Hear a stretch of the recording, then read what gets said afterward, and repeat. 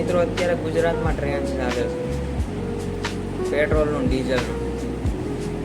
કોઈને ડીઝલ નથી મળતું અને મળે એને 1000થી કે 2000થી વધારે નથી મળતું.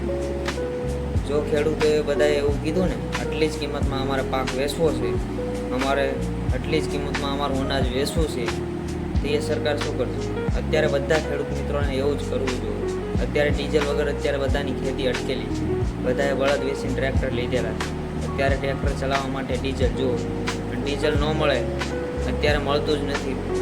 2000નું મળે છે અને એથી પાછું જોતું હોય તો લો, નકર રહેવા દો. 2000નું મળશે, વધારે નહીં મળે. જો ખેડૂતોએ એમ કીધું પાક અમારે આટલી જ કિંમતમાં વેચવું છે, આટલી જ કિંમતમાં અનાજ વેચવું છે, તો એ સરકાર શું કરશે?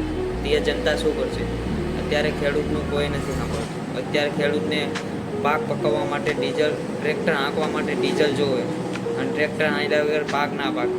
અત્યારે બધાએ બળદ વેચીને ટ્રેક્ટરને એવું લીધેલું છે, તો અત્યારે ટ્રેક્ટર ચલાવવા માટે ડીઝલ જોવે. અત્યારે ડીઝલ મળતું નથી. મળે છે તો 2000નું મળે. 2000 રૂપિયામાં અત્યારે ડીઝલથી ખેતી ન થાય. 1 વીઘો થાય, 1 વીઘા તો ખેડાય ત્યાં તો 2000નું ડીઝલ પી જાય છે.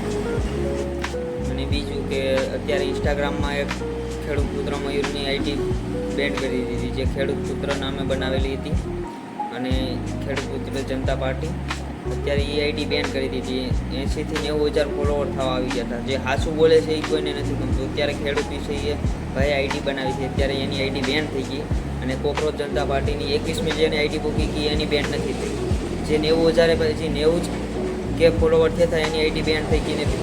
21 મિલિયન ફોલોવર થઈ ગયા, એની હજી આઈડી બેન નથી.